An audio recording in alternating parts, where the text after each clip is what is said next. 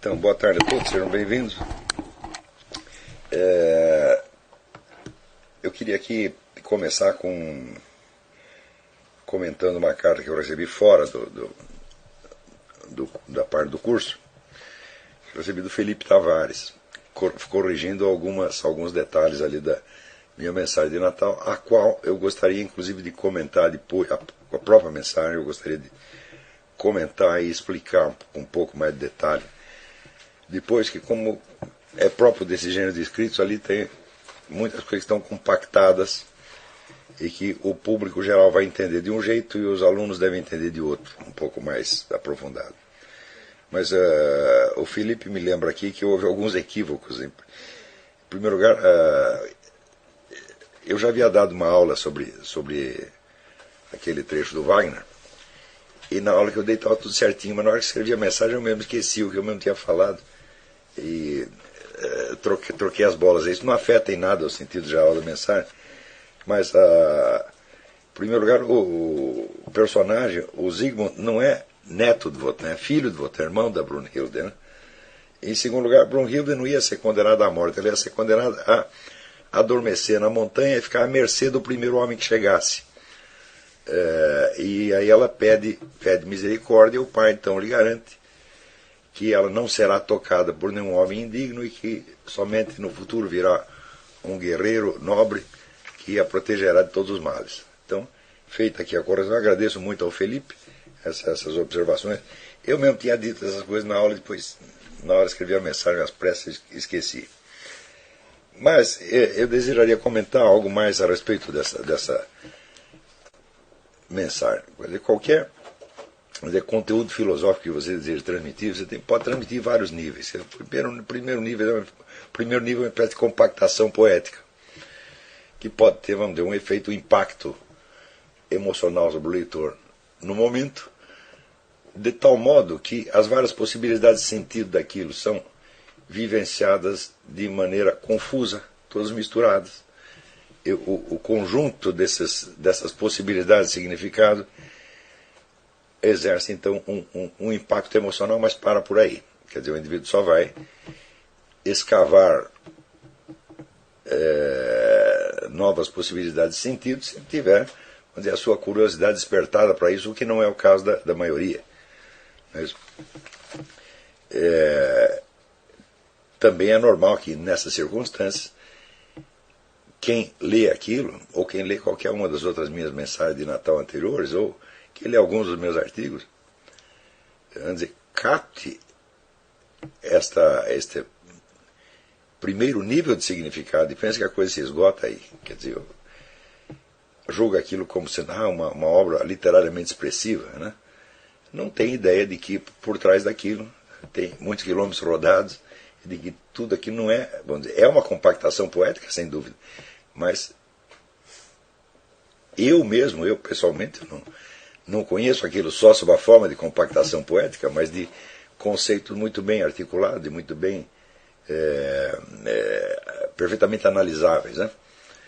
Na verdade, você tem todo, por trás de uma única frase ali, que você disse, onde eu digo que o perdão é a lei geral que estrutura o universo, isso aí por trás disso aí tem 25 anos de meditações metafísicas que começaram com o livro O Crime da Madre Agnes, que é de 83, 84, e que vieram terminar mais recentemente no escrito O Mundo dos Princípios. Eu creio que eu não sei se esse escrito está na minha página, no website, ou se está no próprio seminário. Está no seminário, deve estar no seminário. Se não tiver, nós vamos colocar logo. Então, o que está subentendido nesta frase, que num primeiro lance pode parecer assim apenas vamos dizer, uma figura de linguagem poética, não é figura de linguagem de maneira alguma.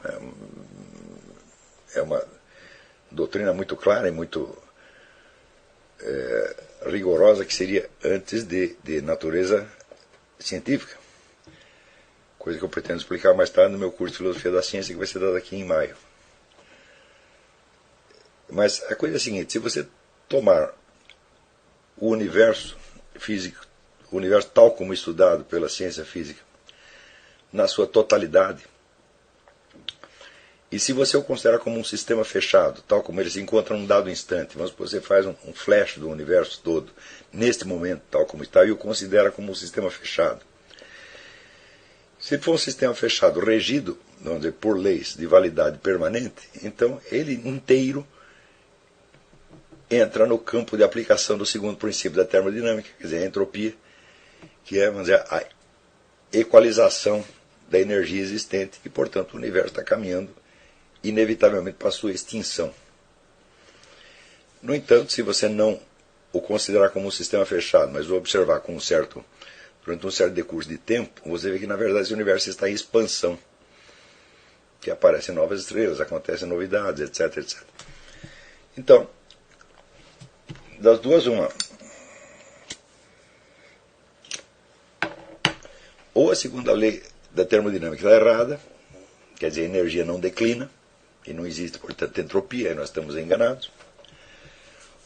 Ou existe a entropia, mas ela é compensada por algum outro fator. Ora, esse fator jamais poderia vir de dentro do próprio universo, porque, vamos dizer, isso aí seria autocontraditório. Então, se nós entendemos o universo como a totalidade daquilo que existe materialmente, nós temos que entender que, para além de toda essa existência material, existe o conjunto da possibilidade. Tudo aquilo que existe é possível, mas nem tudo aquilo que é possível já é real. Tá certo? Então isso quer dizer que se um campo que está submetido à segunda lei da termodinâmica, não obstante ele se expande e ele cresce, é porque novas possibilidades estão sendo injetadas dentro dele continuamente. E essas possibilidades não vêm desse próprio campo, mas vêm de algo que está para além dele. Esse algo que está para além é simplesmente o reino da possibilidade. Quando ele fala de possibilidade, não quer dizer que seja que tudo seja possível. Quer dizer, a possibilidade considerada universalmente, ela tem uma estrutura e tem uma ordem interna. Ela não é limitada por nada fora dela, mas ela é limitada pela sua própria estrutura. Por exemplo, desde o ponto de vista daquilo que Leibniz chamava de compossíveis. Quer dizer, duas coisas são possíveis, mas não são possíveis ao mesmo tempo. Por exemplo, é possível você ser um bebê e é possível você ser um velho, mas você não pode ser as duas coisas ao mesmo tempo. Tá certo? Agora, as duas coisas que não são possíveis simultaneamente podem ser perfeitamente possíveis se houver uma certa dilatação de tempo. Essa, vamos dizer, é uma das leis que determina internamente a possibilidade universal. Vamos dizer, uma outra lei seria aquela que está implícita na própria noção de essência ou de substância. Quer dizer, o conceito essencial de uma substância, de um ente, deve ser compatível com todas as mudanças que ele venha a sofrer no decurso do tempo. Senão você não tem o conceito integral do ente, você tem somente um aspecto dele. Não é isso? Por exemplo, digamos, se você pegar o conceito de mulher é compatível com o fato dela poder ser mãe ou dela poder não ser mãe de maneira alguma. Essas duas coisas não afetam, vamos dizer, o conceito essencial. Não é isso? Então, isso quer dizer que toda e qualquer essência de um determinado ser, ela tem que conter em si mesma, implicitamente, todas as possibilidades de desenvolvimento que esse ser possa vir a sofrer no tempo. Se faltar só uma, então é o nosso conhecimento daquilo que está errado. É o nosso conceito que está errado e não a própria substância. Né? Então, por exemplo, eu me lembro de ter lido no livro do tal do David Bohm, que é uma besta quadrada. Ele diz o seguinte, que todo o nosso pensamento, o pensamento ocidental está errado porque os conceitos são estáticos. Então nós deveríamos ter conceitos dinâmicos. Em vez do ser, nós deveríamos ter o sendo. Porque o ser se desenvolve no tempo. Eu digo, um conceito do ser que não abrangesse todas as possibilidades de desenvolvimento dele no tempo não seria o conceito do ser. Seria apenas o conceito de um dos seus estados. Tá certo? Então é claro que todos os conceitos que nós usamos para exprimir as essências dos seres, eles não são nem estáticos nem dinâmicos. O estático e o dinâmico só existe quando você rebate aquilo para a esfera do tempo. Considerado uma esfera supratemporal, tanto as propriedades estáticas e permanentes, quanto as propriedades mutáveis e temporais já estão todas abrangidas ali necessariamente. E ele até dá o exemplo de, aqui na língua sânscrita a palavra vaca quer dizer animal que se move lentamente. Eu digo, uai, e se a vaca correr, não é mais vaca? Quer dizer, o que é isso? Na verdade, você conceituar vaca como animal que se move lentamente, aí sim que você tornou o conceito estático, porque você extraiu do conceito, você expeliu do conceito todas as outras possibilidades. Né? A vaca, por exemplo, quando ele está dormindo, ela não está se movendo lentamente, ela está parada. Né? E a vaca, quando morreu, o que ela é? Era uma vaca morta que continua sendo uma vaca, ela não se transforma em tartaruga nem em jacaré. Então, o conceito abstrato de vaca, ele exprime a essência da vaca, portanto, a essência tem que ser compatível com todas as propriedades e acidentes que aquilo possa manifestar, vamos dizer, dentro de infinitas linhas de desenvolvimento temporal possível. Não é isso? Então, quando eu digo que tem que ser compatível, quer dizer que, de certo modo, o conceito da substância já abrange todas essas possibilidades. Só não pode abranger todas, porque há algumas possibilidades num ser que não pode se manifestar por iniciativa dele, ele tem que ser provocado de fora. Não é isso? Por exemplo, você tem a possibilidade de, se cair um tijolo na sua cabeça, você desenvolver um hematoma. Mas você não desenvolve um hematoma sozinho, né? Por conta própria. Você pensa que cai um tijolo e aparece um hematoma. Não acontece isso. Tá certo? Então, vamos dizer, as possibilidades de desenvolvimento intrínseco estão já contidas implicitamente na substância. E as de desenvolvimento extrínseco, isso é causado por interferência de outros fatores, estão contidas de maneira indireta. Isto é, não podem ser deduzidas da substância, mas têm de ser compatíveis com ela. Então, por exemplo, da definição de gato, não faz parte a propriedade que ele tem de dormir no sofá. Por quê? Porque isso depende também da definição de sofá e não somente da definição de gato. Para chegar a essa conclusão, você precisa ter as duas definições, os dois conceitos. Essas duas substâncias, então, se encontram num determinado momento do tempo e garanto para vocês que é o gato que deita no sofá e não o sofá que deita no gato. Tá certo? Então, deitar-se no sofá é uma possibilidade que o gato tem, mas para isso é preciso que exista o sofá e que o sofá seja alguma coisa. Então, ele estar deitado no sofá, deitado no chão ou andando é uma coisa meramente acidental, mas os três acidentes têm de ser compatíveis com a essência do gato. Então, esse negócio de, tipo David Bohm, não, o pensamento ocidental é estático e nós precisamos introduzir o elemento dinâmico, isso é uma besteira, uma coisa de um primarismo tão grande, que eu não vejo como isso possa ser discutido academicamente. Isso aí você tem que ir lá e dar 2 tapas no sujeito, mas olha, vai para casa, vai estudar, fica quieto, tá certo? Não fala mais nada hoje, tá bom? Você fala amanhã. É muito primário demais, quer dizer, isso é falta de cultura, é falta de estudo, na verdade, elementar da filosofia, né? Então, muito bem. Isso quer dizer que, se você tomar o universo na sua totalidade, com todas as essências que o compõem, e com todas as relações possíveis entre as essências, é claro que isso aí é quantitativamente inimaginável, nós não podemos pensar isso, fazer diferenciadamente, um por um.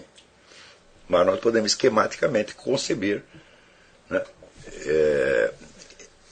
conceber esse conjunto, vamos dizer, como uma espécie de, é um resumo esquemático. Né? Então, se concebemos isto e aceitamos a ideia de que existem leis eternas da natureza, de que essas leis estão permanentemente atuando, então, meu filho, o universo até já acabou. Porque, vamos dizer, é uma entidade física, funciona no espaço-tempo, submetida à segunda lei da termodinâmica. Nenhum sistema vai render mais de 30%.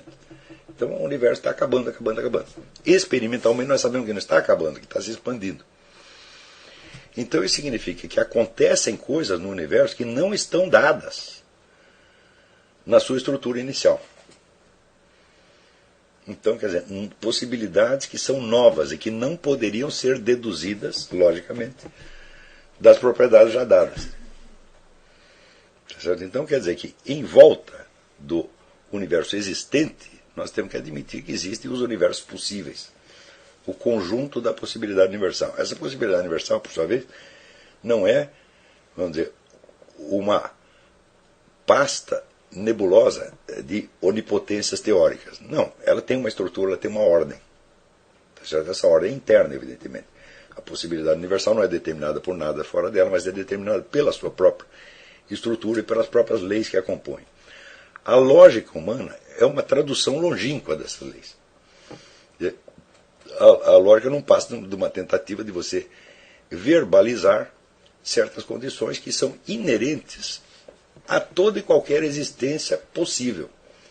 E a lógica lida com exatamente, ela traduz em linguagem humana a estrutura da possibilidade universal. Se fosse possível você traduzi-la, vamos dizer, expor isso diretamente, você teria uma ciência metafísica. Infelizmente, a ciência metafísica que nós temos é muito incompleta. É muito incompleta, muito deficiente, muito cheia de problemas.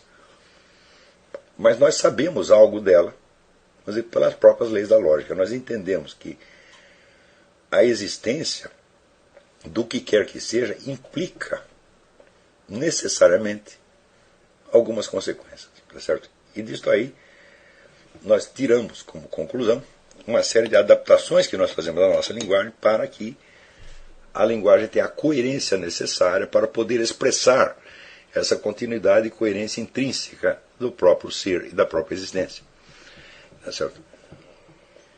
Ora,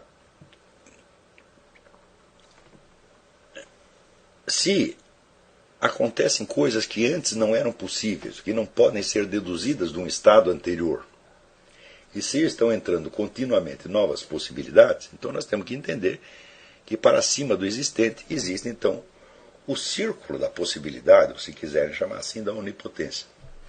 Quer dizer, novas e novas possibilidades são possibilitadas, por sua vez, né, como, vamos dizer, novos horizontes, novas possibilidades, novas potencialidades que se abrem dentro do universo.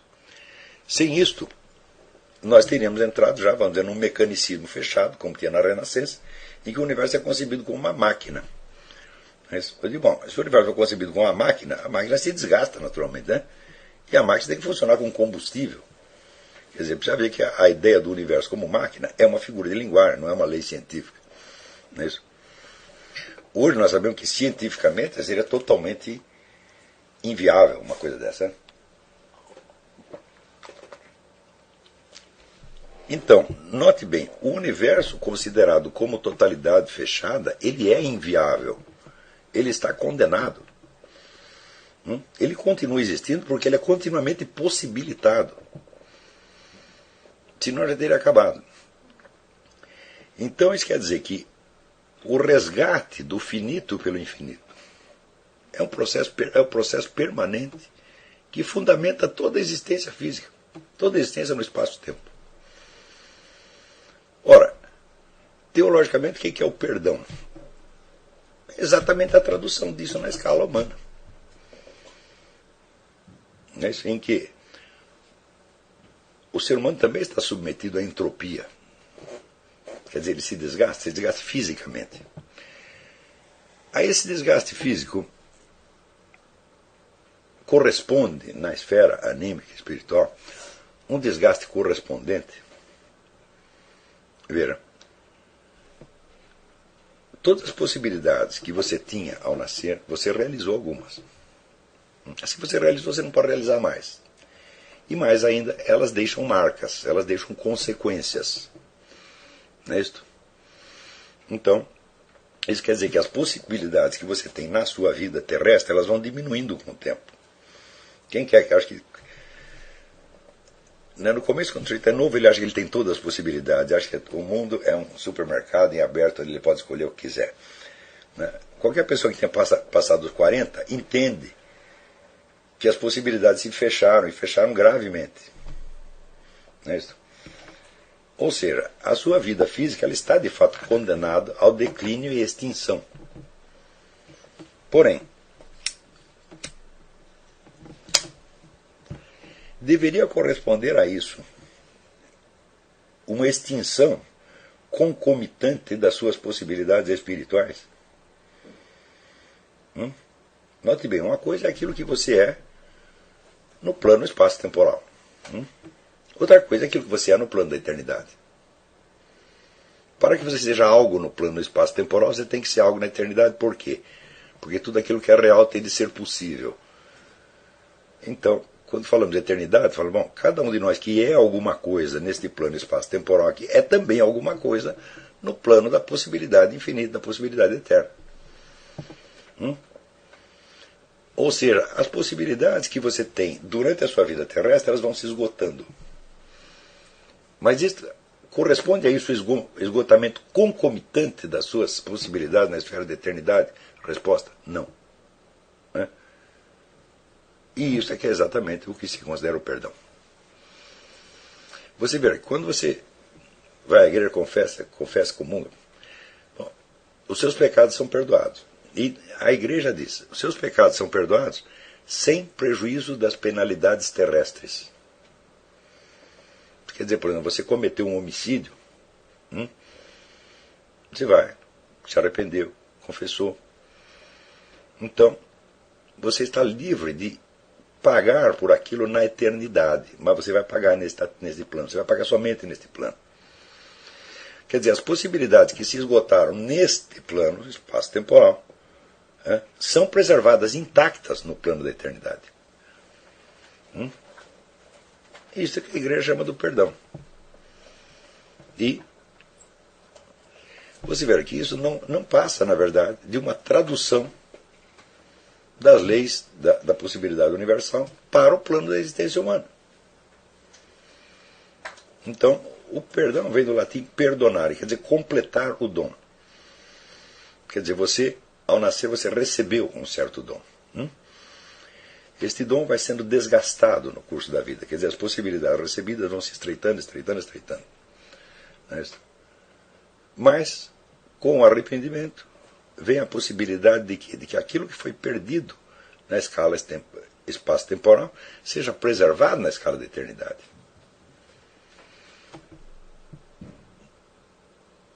Então, tudo aquilo que eu falei da entropia e da abertura de novas possibilidades para o universo inteiro, bom, o que a gente entende como perdão, né, na escala religiosa é exatamente a mesmíssima coisa.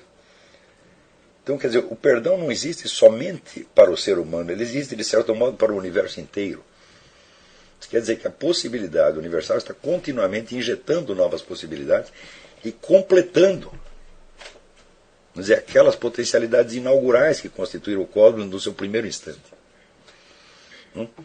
Essas possibilidades, vamos dizer, que foram são o início do cosmos, a origem do cosmos, tá certo? É o que os camaradas chamam, os físicos chamam de Big Bang. Não? E o Big Bang o que é? É um momento em que certas forças, 4 no total, entraram uma certa combinação. Não é isso? E esta combinação é determinada pela proporção matemática com que elas entram na combinação. Ora, se esta proporção matemática funcionou no momento em que essas forças se encontraram, então esta proporção matemática em si era válida desde muito antes. Porque aquilo que não é possível não acontece. Ou seja, a possibilidade da combinação daquelas forças para dar origem ao cosmos espaço-temporal já existia muito antes de que o cosmos espaço-temporal acontecesse. Por sua vez, esta combinação inaugural tem que ser compatível com tudo o que veio acontecer no universo inteiro desde então.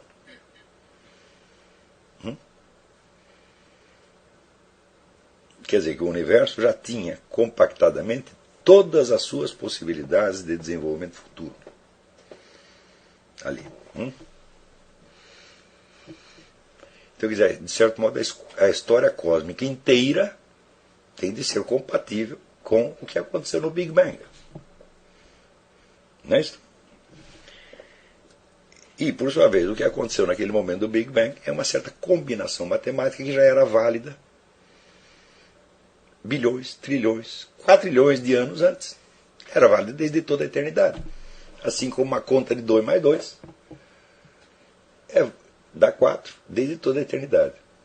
Tá certo? Então, esta combinação das possibilidades matemáticas que depois se manifestam materialmente diante de nós, né? Isso é o que nós chamamos o Logos, a inteligência divina. É o conjunto do que é possível. São as leis autoconstituídas da onipotência, ou possibilidade infinita, ou possibilidade universal. Então, essas leis, por sua vez, abrangem tudo o que aconteceu depois. Inclusive, o advento de um bicho chamado homem, com capacidade de entender isto mesmo que eu estou dizendo aqui para vocês. Ou seja, a possibilidade de que essas leis que constituem o universo se tornassem autoconscientes dentro do próprio universo, não fora, já estava dada no início. Agora, como é que a possibilidade de atualização da inteligência e da consciência humana poderia entrar na constituição do cosmos se ela já não fosse válida antes? Também não poderia. Então isso quer dizer que você tomar as leis da possibilidade universal, a totalidade da inteligência humana, a totalidade do conhecimento humano já estava dado lá. Necessariamente.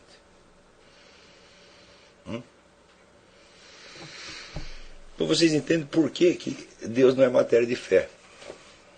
Deus não é uma simples evidência científica que você não tem como negar. A não ser que você me prove o seguinte: antes do Big Bang, aquelas leis matemáticas não valiam, elas só começaram a valer naquele momento. O que é, evidentemente, uma impossibilidade intrínseca.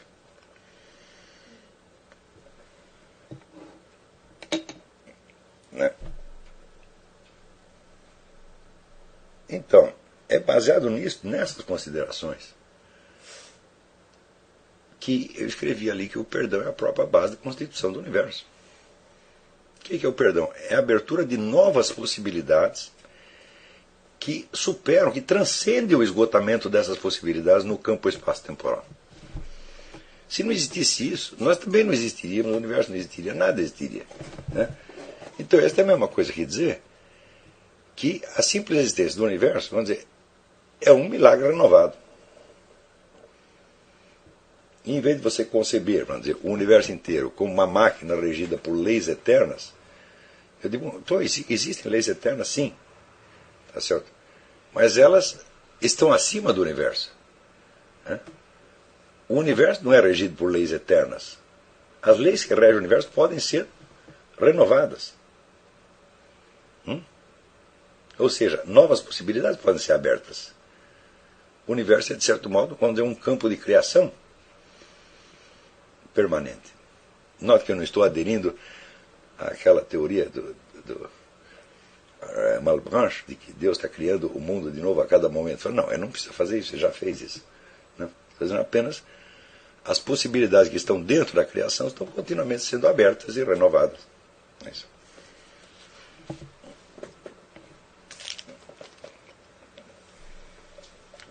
Então, eu prometo para vocês que a partir do segundo ano do curso, essas questões vão ser examinadas de uma maneira mais detalhada e mais técnica, acompanhada da leitura dos vários textos de metafísica, cujo conhecimento me levou a essa conclusão, embora não a tivesse encontrado em lugar nenhum. Mas você confrontando, olha aqui o que diz Aristóteles, o que diz São Tomás d'Aquino, o que diz fulano, né, e confrontando com algum conhecimento do estado atual da ciência, conhecimento que eu admito que seja rudimentar, mas quem pode dizer que o seu conhecimento da ciência atual não é rudimentar? Me leva necessariamente a essas conclusões. E a constatação de que qualquer conclusões adversas, vamos dizer, desembocam em absurdos, em impossibilidades pura e simples. Também é daí que eu tirei a minha crítica à noção corrente do milagre. Milagre como aquilo que viola as leis científicas. Eu digo, mas quais leis científicas, meus filhos? Você conhece alguma? Que as coisas têm que funcionar necessariamente assim? Que eu saiba, toda a ciência que existe atualmente, toda ela só é válida estatisticamente. Você lá vale para a maioria dos casos. Mas, em primeiro lugar, existem leis científicas que determinam tudo o que acontece? Não, isso é uma impossibilidade pura e simples. Porque uma ciência começa, vamos dizer, com a delimitação de um certo campo de fenômenos que você acredita, hipoteticamente, serem regidos por uma determinada constante. Quer dizer, você seleciona os fenômenos em função da constante hipotética. E daí você vai ver se esses fenômenos obedecem, de fato, à constante hipotética. Chegando já à conclusão de que eles funcionam assim na maior parte dos casos. Então aí você tem uma lei científica que vale para a maior parte dos casos. Descontando, vamos dizer, a área de nebulosidade que possa existir ali. Ora, mas se você começou delimitando um campo, o que quer que você observe dali e se conclua, só vale para aquele campo. Existe uma ciência da articulação entre os campos, todos os campos de realidade possível? Não existe e é impossível existir. Porque se você for campo por campo e depois for tentar articular tudo, isso não termina nunca. Portanto, experimentalmente, nós só conhecemos pedaços isolados e mal articulados da realidade. A articulação do conjunto, nós só podemos, vamos dizer, especular por meio de raciocínios como esse que eu fiz no começo. E note bem, mesmo que o meu raciocínio esteja certo, a comprovação experimental dele não terminaria nunca. Então, por um lado, você tem uma articulação lógica fundamental que te elucida as condições de toda a ciência possível. E, por outro lado, você tem as outras várias ciências que vão sendo criadas ao longo do tempo, né? E que, por um lado, dependem dessa articulação inicial, mas não podem comprová-la experimentalmente de modo extensivo, porque a comprovação extensiva só se houvesse, vamos dizer, um número infinito de ciências que abrangesse todos os aspectos da realidade, e que lograsse provas infinitas disso. Então, claro que isso não é possível. Então, quer dizer que entre um conhecimento de ordem metafísica que diz respeito à condição mesma de possibilidade do conhecimento científico e, de outro lado, as ciências existentes, existe um hiato, um abismo. A primeira fundamenta a segunda, mas a segunda jamais vai dar provas da primeira. Por quê? Porque a ciência comprovar os seus próprios fundamentos metafísicos é absurdo. Uma ciência faz tudo o seu próprio campo e não a sua própria constituição e as condições da sua validade. Não é possível você provar matematicamente as condições de validade de um cálculo matemático. Nem a matemática é uma ciência de uma amplitude imensa. Né? Olha, me dê uma prova aritmética da validade das leis da aritmética elementar. Não tem nenhuma. Você pode dar uma prova, transportar aquilo para uma lógica verbal, e da lógica verbal você supor que aquilo expressa algo da constituição mesma de toda a realidade possível. Não faltaram idiotas como John Stuart Mill, que especularam universos possíveis onde 2 mais 2 daria 3, ou 4,5, e assim por diante. Não é isso? Agora, a pergunta é o seguinte: vamos supor que 2 mais 2 desse 4,5 no universo Y. Não é isso? Você só pode compreender isso porque você sabe que 2 mais 2 dá 4. Porque senão 4,5 não significaria nada. Então essa especulação toda é absolutamente ridícula. As leis, se há alguma coisa que é universalmente válida, são as leis da aritmética elementar. Mas note bem, elas não são leis aritméticas. São leis lógicas e metafísicas. Se você tirar elas, então a aritmética elementar não vale mais. Agora, se a aritmética elementar não vale mais, também não vale a álgebra, não vale a geometria, não vale a geometria analítica, não vale o cálculo integral, não vale o cálculo diferencial, não vale coisa nenhuma, pô. Seriam tudo formas culturais criadas. Né? Mas não é curioso Quer dizer que as mesmas pessoas que rejeitam as bases metafísicas da ciência e, portanto, transformam toda a ciência em mero simbolismo, em mera linguagem, pretendam que a ciência, assim constituída, tenha autoridade para opinar sobre todos os campos da realidade. Digo, aí você acabou de dizer que é tudo simbolismo e invencionice. E em seguida você quer me provar, quer me dizer que essa coisa é universalmente válida e que o conhecimento assim obtido, né, pode até opinar sobre as suas próprias bases. Digo, não é possível isso. Isso é uma coisa de uma estupidez tão grande que também deveria ser rejeitada assim em limine. É a famosa lauda 1. Lauda 1, acabou o teste. Não vai escrever a segunda lauda. Certo? E, no entanto, ideias como essa circulam na nossa cultura, vamos dizer, com um prestígio de coisa muito importante, muito séria. Né? Então, é evidente que grandes filósofos da ciência não caem nessas besteiras, sabem que isso aí é. Né? Por exemplo, o pessoal todo que estuda lógicas paradoxais, né? Eu digo, meu filho, se as lógicas paradoxais fossem válidas, você não poderia sequer saber que elas são paradoxais. Você só as chama de paradoxais porque existe uma lógica básica, tá certo? A partir da qual você pode conceber variantes, mas variantes que estão condicionadas à mesma. Né? Eu já demonstrei isso aqui, por exemplo, a lógica tradicional diz que A igual a A. Né? Então, vamos supor, agora nós vamos inventar uma outra lógica no qual A é diferente de A. Então você escreve, né? Fórmula. Cadê? Nossa lousa caiu. Então escrevam na sua mente A diferente de A. Não é isso? Então, tão logo você escreveu isto, você percebe o seguinte: o que você quer dizer? Que o primeiro A é diferente de si mesmo ou ele é diferente de um outro A? Se você não souber isso, você não está entendendo a própria fórmula que você acabou de emitir. Mas para entendê-lo, você vai ter que entendê-lo com base no quê? Com base na premissa de que A igual a A. Então, se o primeiro A é diferente de um segundo A, quer dizer, você tem dois signos, e você está dizendo que esses signos expressam entes desiguais. Mas acontece que não só os entes designados são desiguais, os signos também são desiguais. Como A, aqui você tem um A, ali você tem outro A. Não é isso? Eu digo, bom, então você formou aqui uma equação. A diferente de A. Né? Formou essa fórmula. Digo, e esta fórmula é igual a si mesma ou não? Chamamos isso de fórmula Y. A diferente de A.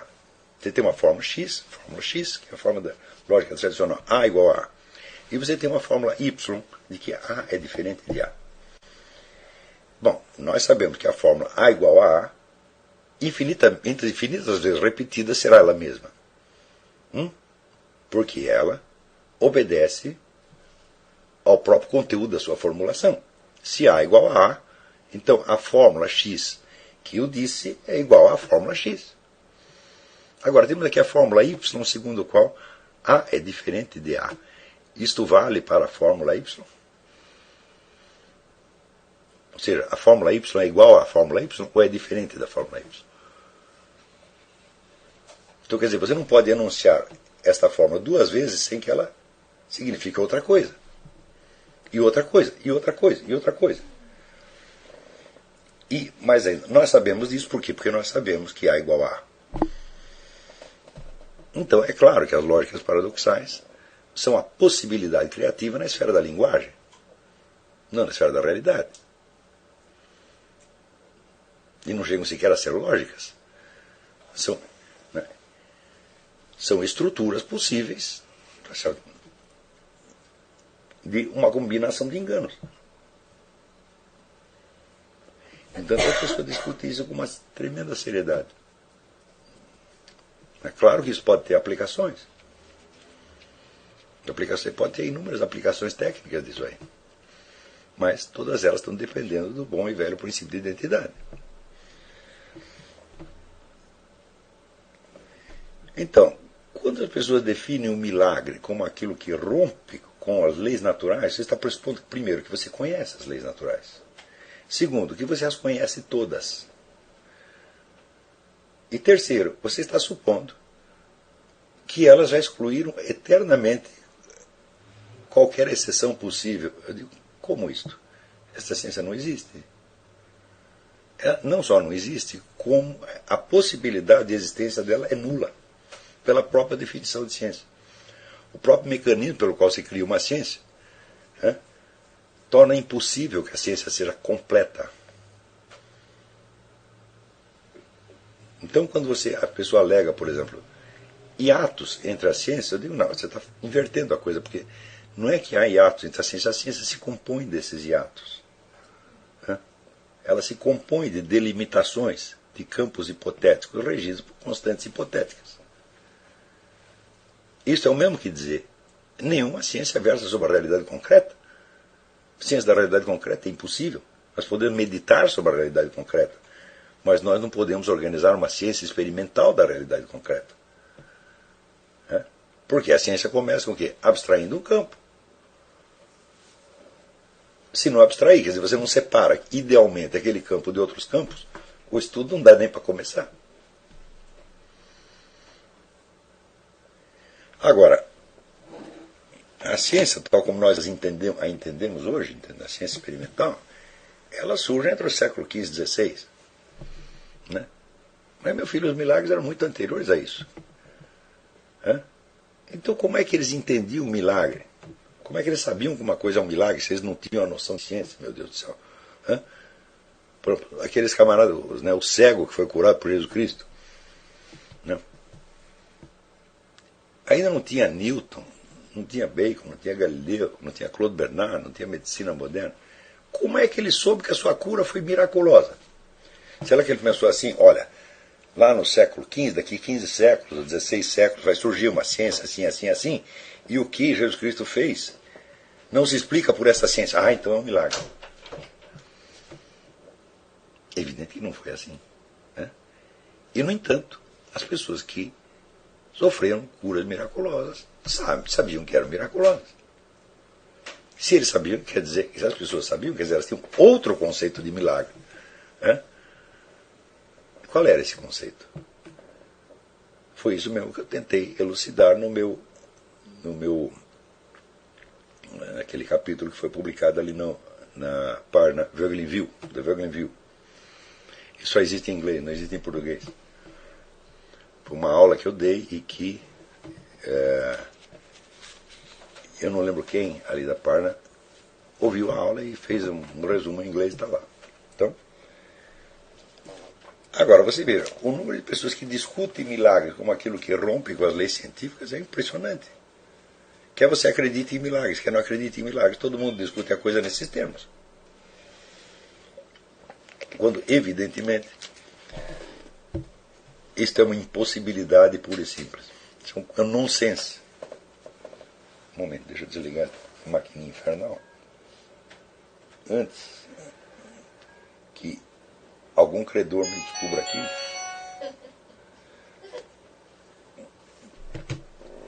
Então,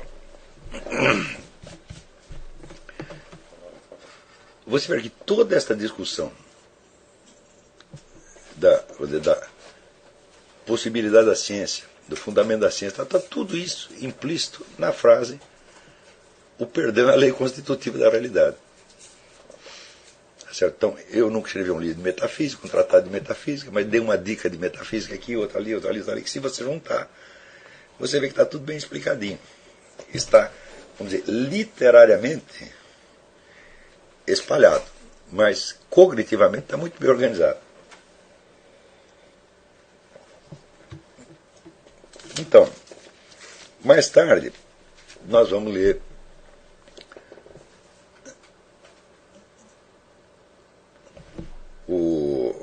o livro de metafísica do Leibniz, metafísica de Aristóteles, né? E dois ou três trabalhos mais modernos. E vocês vão ter a oportunidade de averiguar por si mesmos essas conclusões. Tá certo?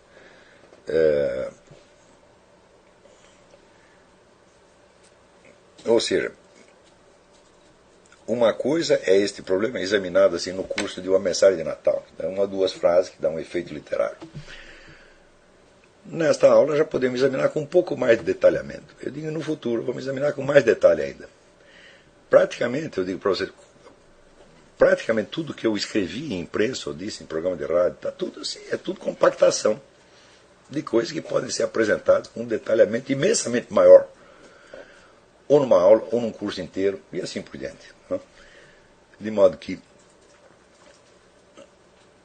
vamos dizer, blocos inteiros de meditações e análise e tal, podem se compactar numa frase, ou a frase, por sua vez, pode ser descompactada depois analiticamente, como queiram. Né? Agora, tal como eu enunciei no começo, todo este primeiro ano do curso é dado, vamos dizer, primeiro para lhe fornecer algumas técnicas do estudo e da vida filosófica, e segundo, para lhes transmitir uma ética da vida intelectual, uma ética da atividade filosófica especificamente, que me parece que é a coisa mais difícil. Né? Porque, olha, a inteligência é uma propriedade humana em geral, todo mundo tem alguma. Não é isso? Então, se você tem um QI médio, 90, né? Bom, você pode, pelo estudo, você pode ir aumentando esse QI indefinidamente, não há limite para isso. Eu mesmo sou testemunha disso, o meu QI aumentou ao longo do tempo. Né? O problema não é tanto a sua inteligência no sentido mensurável. Né? O problema é assim, onde está o foco da sua existência? Onde está o seu coração? Onde está o seu interesse real? O que você está procurando mesmo? Esse aqui é o problema. Vejam que 2.400 anos atrás, Platão e Aristóteles já avisavam quanto à possibilidade de uso indevido da filosofia, de possibilidade de degradação da filosofia por mau uso. Tá certo? Eu não me lembro onde, eu até hoje tentei localizar em que texto estava, eu li isso faz tempo, não lembro exatamente, mas vou localizar. Né? Em Platão tem várias menções a isso.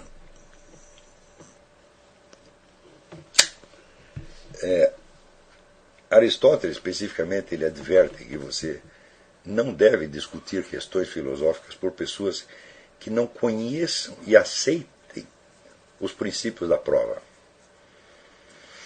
Olha, se eu pensar assim, quantas pessoas eu conheci na vida que conheciam e aceitavam os princípios da prova? Talvez um ou dois. Porque aceitar os princípios da prova já é você reconhecer acima de você, acima da sua preferência, acima do seu grupo, acima de tudo aquilo que você acredita, tá certo? Um conhecimento superior capaz de julgar tudo aquilo. E se você admite esse conhecimento superior capaz de julgar tudo aquilo, então você já está em busca desse conhecimento e você já é um filósofo. Né? Mas Platão e Aristóteles advertiam que a corrupção surge das pessoas que têm algum interesse na filosofia, mas são ouvintes de ocasião. Quer dizer, não querem se dedicar total e profundamente à busca do conhecimento, à busca da verdade. Mas eles gostam de ouvir falar disso. Antigamente eu lembro que tinha alguns alunos no Rio de Janeiro que diziam, não, eu venho aqui no curso recarregar as minhas baterias. Então o sujeito passa a semana no seu mundo de interesses puramente imediatistas, e evidentemente aquilo é tremendamente chato e cansativo e deprimente. Então daí ele vai lá assistir a aula do Olavo para ele ter 2 horas de um vislumbre de uma coisa superior, tá certo? Que alivia de algum modo o seu sofrimento. Bom, eu acho que no começo todo aluno chega exatamente assim. Por isso é que no começo eu digo aos alunos, eles perguntam o que precisa fazer. Eu digo, não precisa fazer nada, você sente e escuta. Este é o começo. Tá certo? Mas, ao longo do tempo, algumas pessoas vão querer algo mais do que isso. E elas entendem que a busca desse conhecimento tem que ser responsabilidade pessoal delas. Não é somente uma coisa que eu vou lhe transmitir. é algo que elas vão ter que fazer. E durante muito tempo vão ter que refazer tomando a mim como parâmetro. Porque eu estou mostrando como é que faz. E daí como é que elas vão saber se estão acertando? Elas fazem e conferem comigo. Algum dia vai chegar onde elas vão levantar questões que eu mesmo nunca tratei, que eu talvez não saiba. Então daí, meu filho, não adianta chamar o Olavo. Ele não vai te ajudar. Como Aristóteles. Aristóteles nos legou, quando Aristóteles morreu, ele deixou um tremendo abacaxi. Porque ele disse que a existência, quer dizer, os seres só existem como entidades individuais. Não existe entidade genérica. Não existem entes genéricos. Só existem substâncias individuais. E por outro lado, ele diz que todo conhecimento é conhecimento do genérico. Daí ele diz, professor, tem um problema aí, vamos morrer. Isso faz 2.400 anos, a gente ainda não resolveu esse problema direito, né? Então, vai chegar um instante onde você pode, aqueles que prosseguirem, que se esforçarem muito, só esses, os outros não, vão chegar a problemas que estão muito além do que eu disse e talvez até acima da minha capacidade. Isso daí eu não posso ajudar mais você. Tá certo? Mas, justamente aqueles que se esforçam mais são justamente aqueles que sabem que vão ter que continuar me tomando como medida durante muito tempo. Talvez 20 ou 30 anos. Até esgotar o círculo daquilo que eu posso deles ensinar. Se não esgotou, meu filho, então, bom, você ainda deve presumir que eu sou capaz de analisar aquela coisa um pouco melhor do que você. Né? Quando chegar no meu limite, eu mesmo aviso, falo, daqui para dentro, isso aqui eu não sei. Então você investiga e descobre. Né? Agora,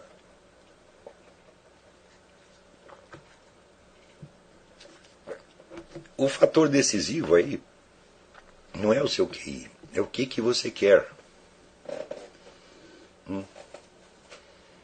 Eu tenho a certeza de ter dedicado a minha vida a investigar essas questões com a maior seriedade possível. Por quê? Porque eu precisava de alguma resposta para orientar a minha vida. Eu tive, vamos dizer, a grata satisfação de, durante um certo período da minha vida, ser desprovido de todas as certezas e viver num mar de dúvidas. Certo? E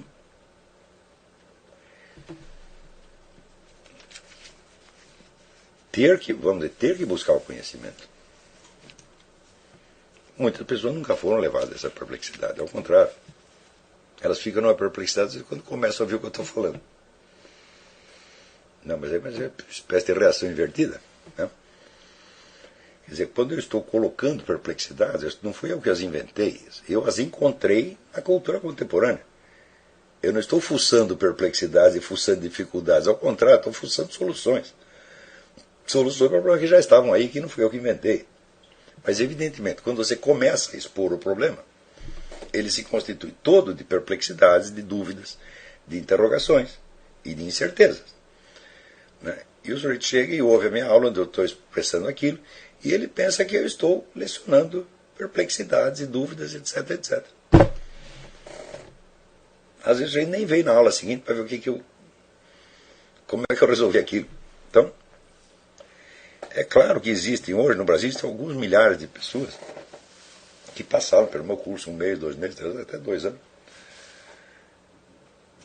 E que guardaram essas impressões parciais disso, daquilo, e que acreditam que sabem o que eu estou ensinando. Não sabem não. Não sabem não, porque, veja, isto aqui é, no mínimo, é a transmissão do que se chamaria um sistema de filosofia. Não um sistema no sentido que tinha no tempo clássico, que era uma pseudociência universal que iria responder todos os problemas. Eu digo, apenas um conjunto coerente de meditações que pode orientar a sua vida intelectual. Eu creio que das pessoas que estudaram comigo, muito poucas são aquelas que têm essa visão de conjunto. Eu cito uma, a Luciana Emato, em Curitiba, tem. Ela sabe o que eu estou fazendo. O Ahmed El Tassa, que mora na China, também sabe. Hum? Então, te disser, bom, quais as pessoas que você considera qualificadas para retransmitir o que você ensinou? Eu digo, tenho duas. A Luciana Mata e tem o Ahmed El Tass. Mas ninguém. Ó, duas já é uma grandeza, é? Porque, por exemplo, quando Aristóteles morreu, ele não tinha um sujeito qualificado para continuar. Tinha um monte de gente que sabia um monte de coisa, mas vamos dizer, a queda de nível do Liceu Aristotélico é uma coisa notável, depois da morte do fundador. Na escola platônica não tanto. Né? Afinal, a escola platônica teve o próprio Aristóteles. Então, isso aqui é uma coisa muito trabalhosa. Quando eu determinei a duração de 5 anos para este curso, isso não quer dizer que vocês vão ter que mais ou menos seguir a minha orientação por 5 anos. Não. 5 anos é educação formal. Depois, você vai ter uma certa área de estudo para você explorar sozinho. Mas eu ainda continuo sendo o plano de referência. Não tem outro jeito. Sempre foi assim. Você não forma uma corrente de pensamento mediante uma influência de 3 meses. Se você perguntar assim, durante quanto tempo, por exemplo, Heidegger estudou os escritos de Edmund Husserl? A vida inteira. Claro, depois de um certo tempo ele tomou uma direção diferente. Completamente diferente. Mas ainda continua se baseando naquilo. Não tem outro jeito. O avanço do conhecimento se faz assim. E na esfera do conhecimento não há, vamos dizer, essa busca de originalidade que tem na arte. Na arte, vamos dizer, o autor da obra tem que ser autor dela inteiro. Dela inteira. A concepção é original, os instrumentos são originais, o sujeito faz a coisa inteira sozinho. Eu digo, mas em ciência e filosofia não é assim, meu filho. Se de tudo que você aprendeu, depois você constrói uma outra coisa, a qual você acrescentou mais 10%, você já é um gênio. Se você pensar assim, quanto Platão acrescentou, não, quanto Aristóteles acrescentou à obra de Platão? Quando você vai ver, mas a obra de Platão é um conjunto dentro do qual Aristóteles desenvolveu um pedacinho.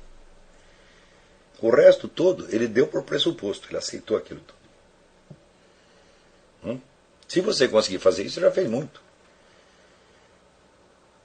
Então, quer dizer que esta coisa do discipulado, da continuidade, é extremamente complexa e trabalhosa em filosofia. Né?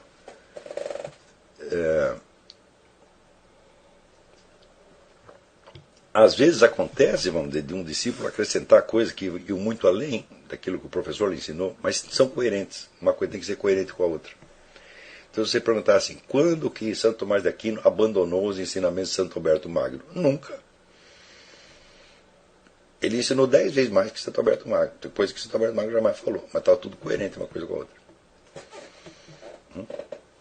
E se você chegar para Santo Tomás de Aquino, aqui, Tomás, você escreveu isso aqui, mas está ao contrário do que Santo Alberto disse, ele ia reexaminar tudo. Quer dizer, isso é o normal. Quer dizer, em filosofia, em ciência, você não tem a criatividade total. Aquele negócio do... foi um monge da Idade Média, não foi Newton que falou, aquele negócio de que nós enxergamos mais porque nós sentamos no ombro de gigante. Foi um monge da Idade Média e o Newton repetiu sem citar o autor. Aquilo é, em ciência e filosofia, é a coisa mais verdadeira. Mais. Quer dizer que a originalidade em ciência e filosofia consiste em você acrescentar um pouquinho. Em geral, você não consegue acrescentar nada. Tá certo?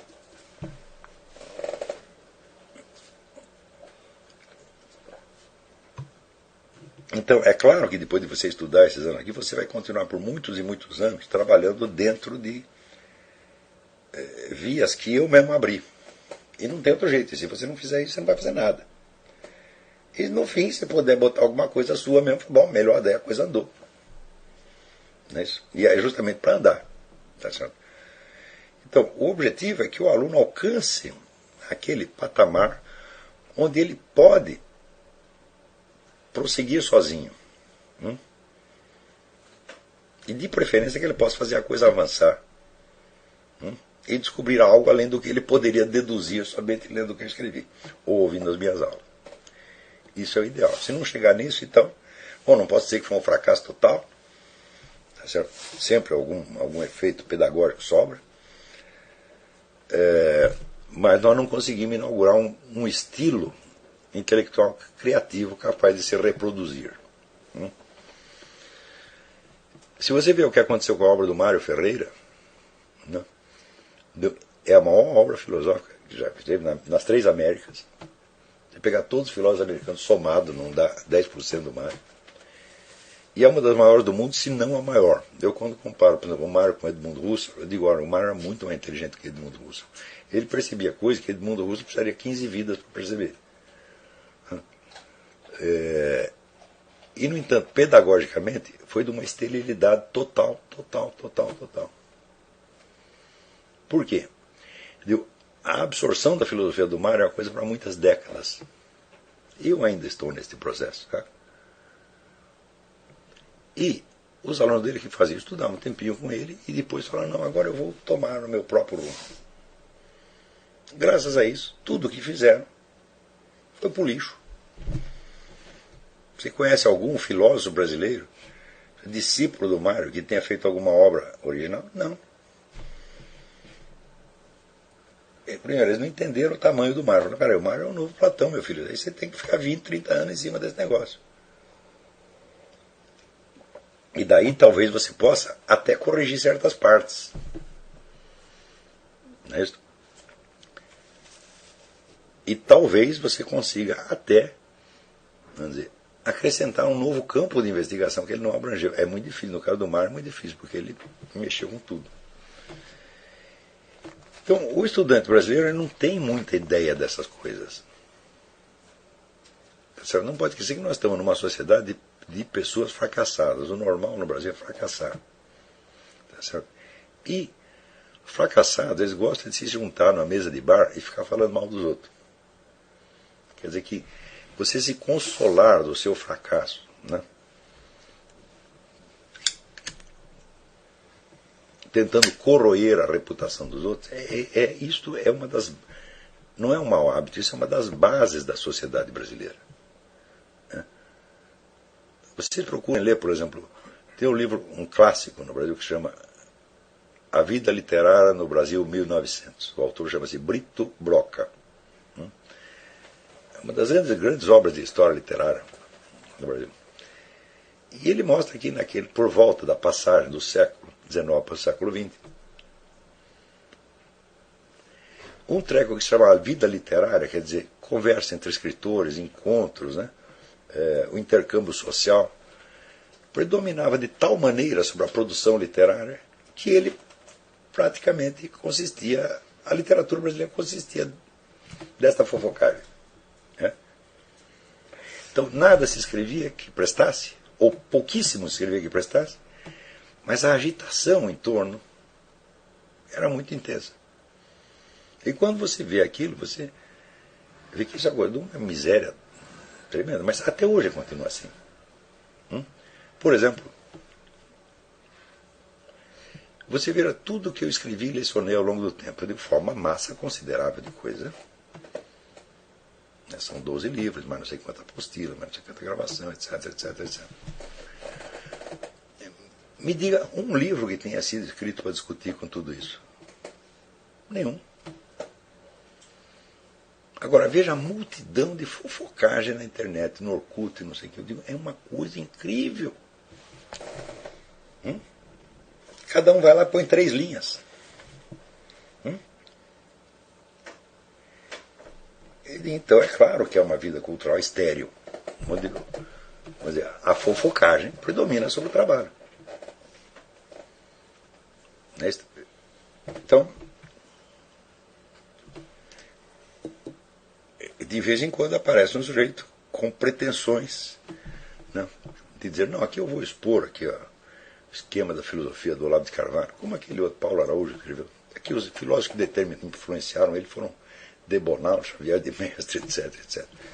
O sujeito vai para tão longe, quer dizer, bom, pelo menos ele teve o intuito, né, de captar uma forma de conjunto no meu pensamento. Então o que ele fez? Ele leu 3 artigos, tá certo? E estou aqui, captei, entendi o conjunto do negócio. E estou aqui interpretando e dando uma análise acadêmica. Quer dizer, tudo isso é de uma miséria infinita. E é isso que eu pergunto, é isso que vocês querem fazer no futuro? É para isso que vocês estão aqui? Não, claro que não. Então, cada um de vocês, eu espero que saiba, que esteja consciente de que a miséria do meio não está só no meio. Ela nos limita por dentro. Tá certo? Porém, estar nesse meio tão miserável não é, por sua vez, um destino tão miserável quanto você possa imaginar. Por quê? Eu vejo aqueles brasileiros que 20, ou 30, ou 40 anos atrás tinham um pai rico e generoso que os mandou estudar no exterior. Cadê a maravilhosa produção intelectual dessas pessoas? Nada. É zero. Por quê? Porque o indivíduo sai desse favelão chamado Brasil e vem aqui para os Estados Unidos, ou vai para a Alemanha, ou vai para a Inglaterra, e ele encontra um ambiente intelectual acadêmico decente, organizado, arrumadinho. Ele fica deslumbrado com aquilo e ele se integra naquele negócio. E aquilo é extremamente confortável. Acontece que tudo o que ele vai aprender ali não responde em nada às questões existenciais brasileiras. Então ele as esquece. Ele compra outros problemas, que são problemas característicos deste meio aqui, americano, ou inglês, ou italiano, qualquer coisa. Né? E ele se adapta àquele meio e desenvolve uma atividade acadêmica medíocre, mas aceitável para os padrões do lugar. E isso é tudo. Ele pode até depois voltar para o Brasil, carregando o seu título de PhD embaixo das costas e arruma um emprego numa universidade medíocre, né? Onde ele vai ter uma fama de gênio, como Roberto Mangabeira Unger, que é uma besta quadrada. Né? Eu digo, o Roberto Mangabeira Unger, em matéria de pensamento político, ele é semi-analfabeto. Ele não entendeu nada de nenhum assunto político que ele abordou. A começar, vamos dizer, o único livro dele que tem algum contato com a realidade é o primeiro, que se chama Conhecimento e Política. E mesmo assim, ele não chegou a ser inteligente o bastante para perceber a diferença entre, vamos dizer, a ideologia liberal e o regime econômico capitalista. Ele acha que são a mesma coisa. Quer dizer, o cara não distingue ideias e fatos. Quer dizer, ele está fazendo uma análise de autores liberais e ele aplica as conclusões ao capitalismo como tal. Eu falei, mas espera aí, mas tem um abismo de diferença. Se você não sabe a diferença de ideia e realidade, e o que ele está querendo ensinar? Então, você vê que o destino grotesco, ridículo desse sujeito no Brasil foi inteiramente merecido. Quer dizer, ele começa proclamando que este é o governo mais corrupto da história do Brasil e no dia seguinte aceita lá um cargo dizendo, fui injusto, não era bem assim. Justamente na hora que tem as provas todas do mensalão, ele descobriu que o governo não era tão corrupto quanto ele tinha dito. Quer dizer, é claro que é um personagem de circo. Né? Então, é isto o máximo que você consegue. Portanto, o fato de muitos de vocês estarem aí dentro desse meio compressivo, deprimente, né, mais do que deserto, né? Deserto pelo menos não acontece nada, mas aí acontece coisa que só leva você para trás. Né? Você não tem estímulo nenhum para estudar, ao contrário, você é cada vez mais empurrado para baixo, para baixo, para baixo, para baixo. Existe alguma vantagem nisso? Vocês podem desenvolver uma resistência que um estudante médio americano ou europeu não tem e que aquele brasileiro transplantado para cá na juventude perde no primeiro mês. Nesse sentido, eu acho que vocês devem estudar as vidas daqueles brasileiros que produziram alguns dos produtos mais dignos da nossa alta cultura e que foram a vida toda vítimas desse ambiente compressivo. Um deles é Lima Barreto. Quando você vê a vida de Lima Barreto, eu digo, mas aquilo é só desprezo, isolamento, né? Discriminação, boicote, falta de chance, e no entanto o sujeito escrevia os livros que era bem melhor do que tudo que os seus coetâneos estavam fazendo? Eu digo para estudar essas coisas porque, de certo modo, essa é a sua vida. É isso que vai acontecer para você. E lutar contra isso e tentar preservar, a sua concentração em objetivos elevados no meio disto vai lhe fazer muito bem, vai lhe fazer muito melhor do que você ter uma bolsa de estudo para Oxford.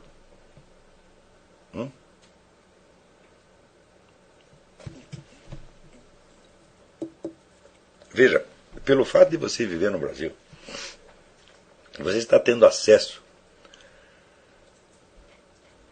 a algumas das experiências mais deprimentes e terrificantes que um ser humano pode passar no que diz respeito ao seu desenvolvimento espiritual. Só que essas possibilidades que existem no Brasil, elas estão se espalhando pelo mundo. Lentamente, você vê certos sintomas de degradação extrema, que antes você só via no Brasil, aparecerem aqui nos Estados Unidos, na Inglaterra. Só que acontece o seguinte, os americanos e ingleses são totalmente indefesos ante essas coisas. 100% indefesos. Justamente porque foram acostumados com outro patamar, você está entendendo, de educação, de alta cultura, etc, etc. Até de educação doméstica. Então, existem certas manifestações da degradação humana que são invisíveis a um americano ou europeu. Ele não percebe aquilo porque ele está fora da possibilidade dele. Quando eu contei aqui para alguns americanos a história do Lula com as cabritas e com o personagem, o companheiro de cela que ele diz que estuprou, os americanos não entendiam nos primeiros momentos. Porque aqui o máximo que aconteceu foi o Bill Clinton com a Mônica Lewinsky. Agora, cabritas, meu filho, jumentas. É evidente que qualquer pessoa aqui que tem uma relação com a jumenta ou com a cabrita, mesmo na infância, será imediatamente submetida a tratamento psiquiátrico. A família vai ficar alarmada, vai dizer, esse menino está louco. E quando o Lula deu aquela entrevista, dizendo, que bom, antigamente nós tínhamos mais liberdade, nós podíamos comer cabritas e jumentas. Então ele está, vamos dizer, proclamando que numa certa área do Brasil, pelo menos, vamos dizer, a loucura, o sintoma psicopatológico era admitido como normal. Isso aí não tem jeito de você meter na cabeça do europeu ou do americano. Ele nunca vai entender isso aí. O dia que ele entender isso, ele terá se rebaixado, ele terá admitido essa hipótese. Agora, se você admite como hipótese viável ter relações com jumentos e cabritas, por que você não há de estuprar um ser humano? Já é um upgrade, né? Veja, o sujeito que comia cabritas, agora ele está comendo gente. Não é um upgrade, ele está mais próximo da normalidade do que estava antes. Então, a vida em condição de miséria espiritual e intelectual extrema pode alimentar em você uma certa independência do meio que num outro ambiente você não conseguiria.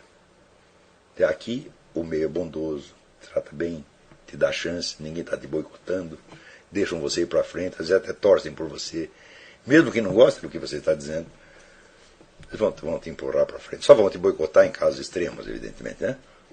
Isso também existe, mas não é a norma, não é a regra. Então você se adapta facilmente ao ambiente. E se você se adapta ao ambiente, você se torna tão indefeso quanto os outros participantes do mesmo ambiente.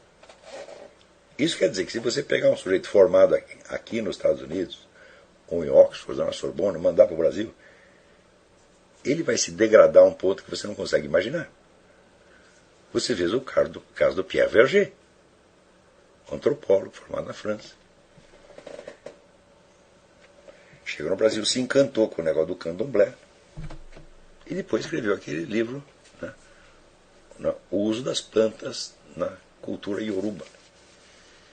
onde ele lá, né, descreve rituais para você matar o seu adversário, para você fazer cair o pênis do seu inimigo e outras coisas similares. Isso aí que aconteceu com esse menino que apareceu cheio de agulha no corpo, é um desses ritos. E ele descreve aquilo sem perceber, né, que ele se degradou muito abaixo do que poderia imaginar no começo. Quer dizer, como é que você vai achar, vamos dizer, que uma religião que normalmente pratica ritos para isto, né, vamos dizer, é uma religião como qualquer outra, né, é uma coisa válida, nós temos que aceitar isso na diversidade cultural e devemos até praticar isto.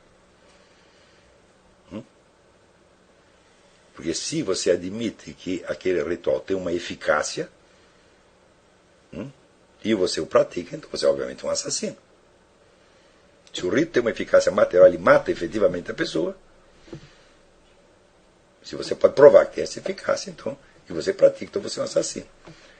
E se não tem eficácia nenhuma, então você está enganando todo mundo. Você é um charlatão.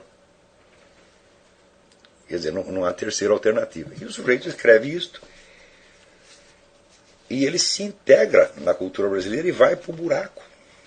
Ela desce até o último nível de degradação concebível. Você vê quando o Bruno Tolentino chegou no Brasil. Eu tinha as maiores esperanças em torno do Bruno.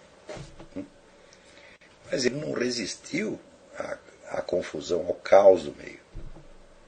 Ele afundou mesmo. E foi destruído pelo AIDS. Não é brincadeira isso aí. Quer dizer, quanto tempo leva para você formar um Bruno Tolentino? 30, 40 anos. O Bruno teve a melhor formação possível e as melhores companhias possíveis.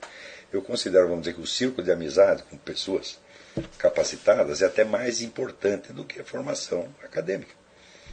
O que o Bruno aprendeu, né, ele aprendeu na convivência com os grandes poetas, grandes críticos da época. Muito mais do que em qualquer curso universitário, é óbvio. Né? Só a amizade dele com Winston Alden, que teve 30 anos de amizade, era o maior poeta vivo da Inglaterra, você diariamente conversando com o cara, mas alguma coisa você tem que aprender. Então, se você pensasse um investimento humano para você criar um Bruno Tolentino é enorme. Mas ele podia sobreviver bem e produzir bem no meio europeu. Se você pensar bem no Brasil, o que ele produziu? Nada. Praticamente tudo que ele publicou estava pronto na Europa. Ele só deu uma ajeitadinha final, deu uma edição e publicou. Tudo que ele escreveu no Brasil é nada perto do que já estava escrito. Então o Bruno voltou ao Brasil para morrer. E note bem, o Bruno era um gênio assombroso. Agora, você tem que pensar, o que eu quero fazer? Eu tenho uma missão com esse país, porque eu estou vendo que isso aqui está degradando abaixo do que a gente esperava. E nós temos que criar uma coisa melhor para a geração seguinte, esta é a nossa missão. Ou ao contrário, eu estou apenas me sentindo desconfortável aqui e quero uma coisa melhor para mim. Se este é realmente o seu problema, então você está realmente fora da vida intelectual.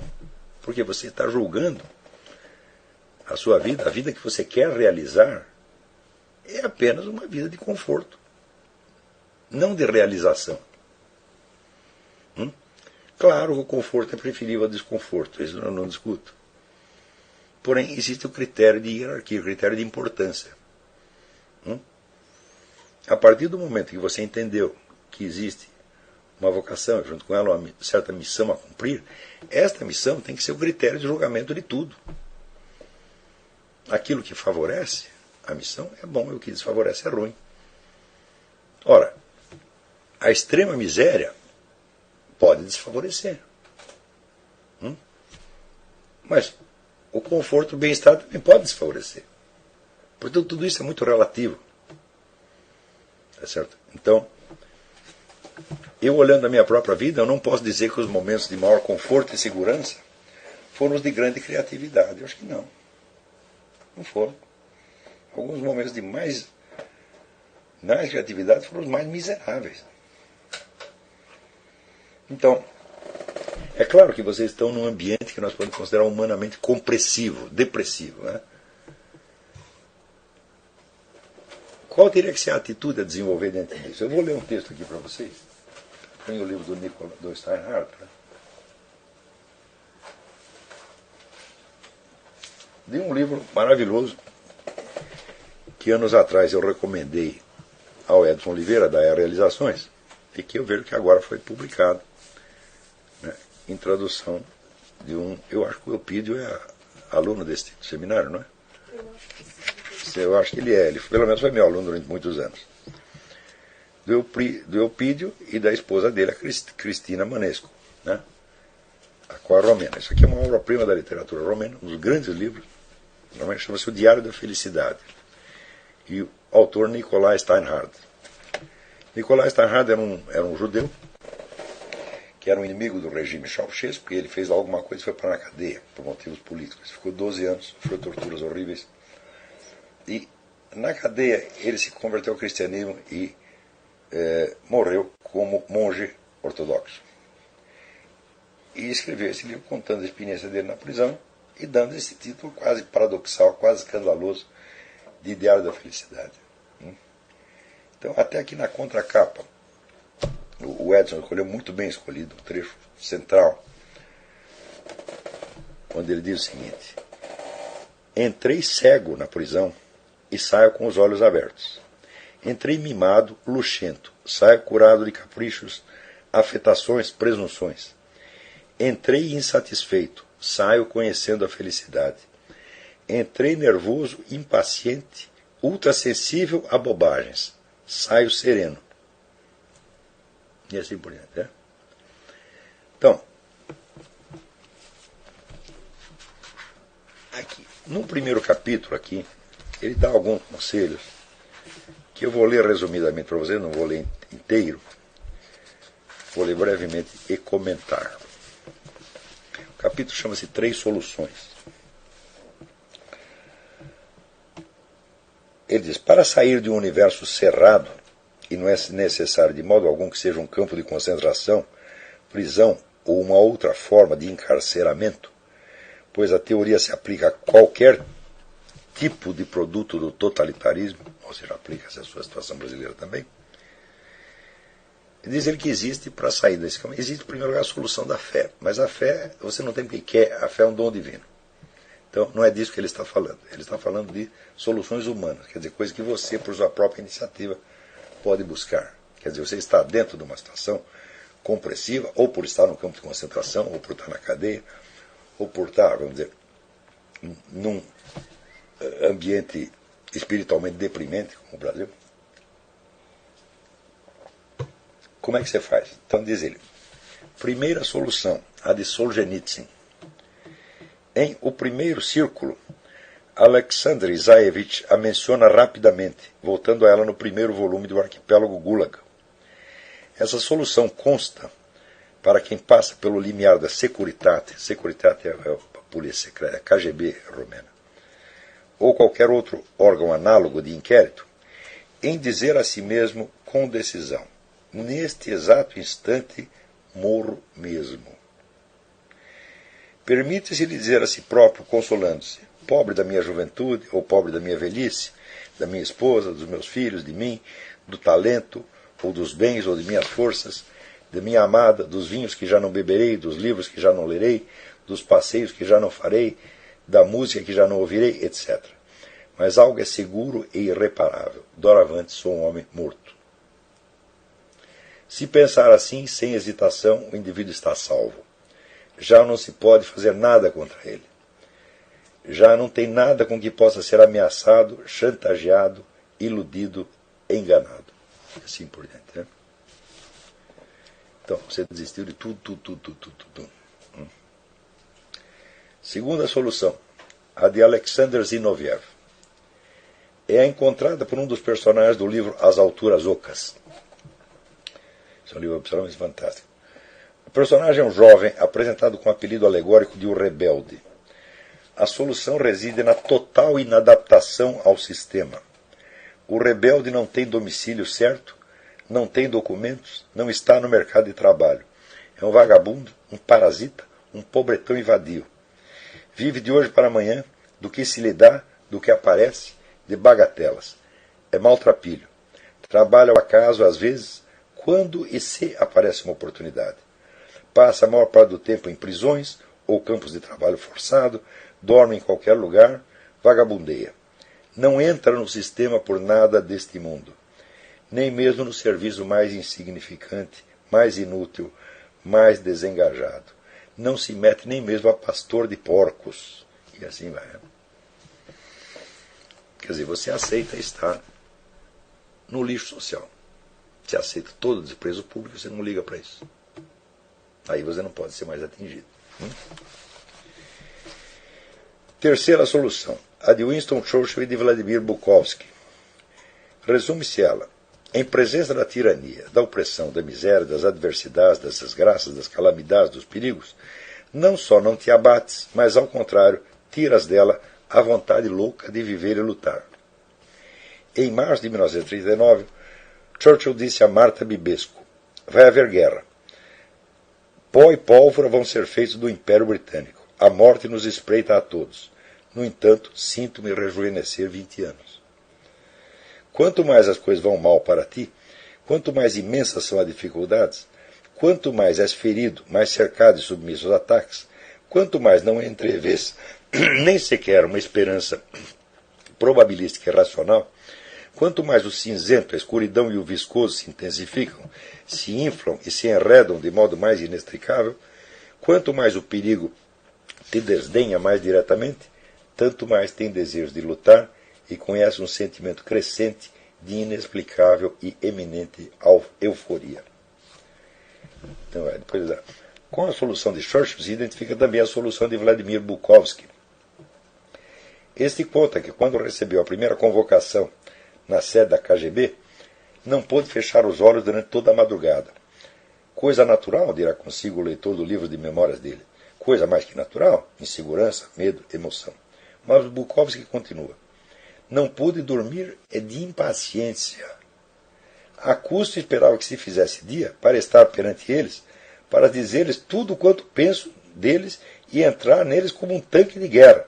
Não podia imaginar felicidade maior para mim. Ou seja, convocado para ir na KGB, falava: estou louco para ir lá para dizer a verdade na cara daqueles desgraçados. E ele de fato fez isso. A única solução que encontraram para o Vladimir Bukovsky foi interná-lo num hospício. Né? Ele era tão destemido que é louco. Então, meu filho, eu ao longo da minha vida adotei essas 3 soluções. Eu passei pelas 3. Ora juntas, ora separadas. E eu sobrevivi intelectualmente graças a isso. Então, eu sugiro que vocês leiam esse livro, pelo menos esse capítulo, com a máxima atenção, e entendam que para sobreviver espiritualmente e intelectualmente no meio como brasileiro, você vai ter que fazer isso. Isso não significa que, vamos dizer, o homem morto não experimentará a vida. Ao contrário, só você ler tudo que o Solzhenitsyn escreveu, e você vê que ele teve muito mais vida do que as pessoas que estavam em volta dele. Também não significa que o marginal, o homem jogado para o fundo do lixo, viverá na humilhação. Ao contrário, ele sabe que ele é um aristocrata. Ele sabe que ele despreza aquele meio. Ele sabe que ele não está lá por incapacidade, mas por excesso de capacidade. Então, eu sugiro que vocês assistam o filme da vida do Miyamoto Musashi, o samurai, né? Em que, no 3º capítulo, ele já perdeu todas as ilusões até com a condição de samurai. Em que ele já não quer mais duelar com ninguém, porque não tem graça, ele mata todo mundo. Né? Num dos capítulos anteriores, duelou com 72 pessoas, matou 72, né? Então, ele está querendo algo mais, ele está agora com preocupações morais, ele quer ser uma pessoa melhor. Então, ele vai para o fundo da sociedade. Ele vai viver como um camponês, numa terra sem dono, que pega uma pedra de terra, começa a plantar arroz, feijão, e vive ali no fundo do buraco, e, ao mesmo tempo, o maior espadachim vivo, além dele, né? Que é um cara importante, é um instrutor de príncipes, etc. O sonho da vida dele é duelar com o Miyamoto Musashi. O Miyamoto Musashi não está nem ali. Ele adia, cada vez que eu desafio ele para um duelo, ele adia, manda uma cartinha, fala, não, vou fazer o ano que vem. Até que no fim não dá para escapar mais, daí ele vai lá e duela e mata o sujeito, né? Então, o Miyamoto Musashi, ele adotou as 3 soluções. Primeiro, ele não conta mais com a vida, né? Quer dizer, ele vence os duelos porque ele se considera morto. Ele não defende a própria vida, né? Segundo, ele se lança propositadamente para o grau mais baixo da sociedade, para não precisar, vamos dizer, para não ser mais acessível à lisonja, à chantagem, etc. E terceiro, quando a situação engrossa, o que ele faz? Ele ataca. Foi quando, no segundo capítulo da história, uma academia inteira o desafia para um duelo. E ele vai lá e destrói a academia inteira, né?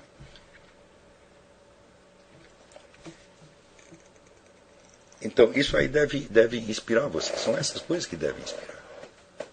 Nós temos, quer dizer, a nossa vida não é tão arriscada quanto no samurai, evidentemente, nem a de um prisioneiro político na União Soviética. Aqueles que acham que a nossa missão é muito dura, lembre disso, nós somos pessoas extremamente privilegiadas, né? Porque a nossa luta não é com armas de fogo e nem com espadas, né? É uma luta na esfera intelectual e espiritual. Então, primeiro, os riscos imediatos de ordem física, nós já somos privados dele, já estamos defendidos dele, né? Em segundo lugar, aquilo que se opõe a nós não é um establishment estatal que está disposto a acabar conosco, é apenas um meio social compressivo. Claro que gradativamente ele está se consolidando nas formas do novo Estado, mas isso ainda não está pronto. Você não pode dizer que no Brasil você tem uma KGB. Não tem ainda. Está se formando, vai levar mais uns 20 anos. Então, se nós fomos colocados nesta missão, nós temos que agradecer porque ela é muito branda. Ela exige de você uma disciplina, uma contenção, mas de ordem psicológica. Apenas. Tá certo? Não exige a bravura física. Às vezes pode até exigir, mas é por um momento ou dois. Não é aquela coisa constante de você estar fazendo na prisão, sendo torturado diariamente, como o Nikolai Steinhardt, ou o pastor Wurmbrand. Não é isso que está nos acontecendo. Isso quer dizer que a ideia da formação para a vida intelectual é fazer de você uma pessoa muito mais forte, psicologicamente, espiritualmente, do que todos aqueles que o rodeiam, do que sua família, do que seus amigos, etc, etc. O que significa que você pode ter muito amor por essas pessoas, você pode ajudá-las em muita coisa, mas você não pode depender delas no mais mínimo que seja. E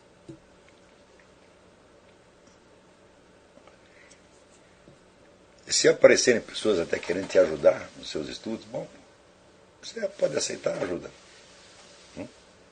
Desde que você tiver a firme disposição, né, de que essa pessoa não vai ter autoridade nenhuma sobre você. Senão você está lascado. Porque a tendência humana é assim, quando aparece um benfeitor, né, que te ajuda com dinheiro, tá, você abaixa a cabeça perante ele. Você instintivamente assume a posição de empregado. Às vezes nem o sujeito quer isso, mas o tecido de relações no qual nós vivemos é assim.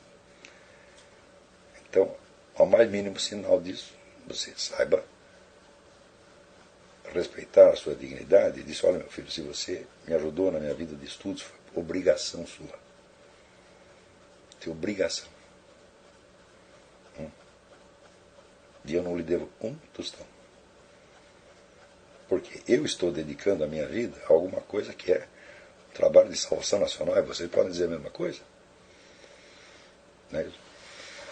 E, no meio disso, aparece uma pessoa que dedicou sua vida que é a buscar dinheiro, a viver entre prazeres, etc. E ela, para apaziguar a alma, decidiu te ajudar um pouco. Aceita. Mas não tenha sentimento de dívida. Por quê? Você tem que ter sentimento de dívida. Por exemplo, eu tenho às vezes sentimento de dívida com pessoas que deram muito em relação àquilo que tinham.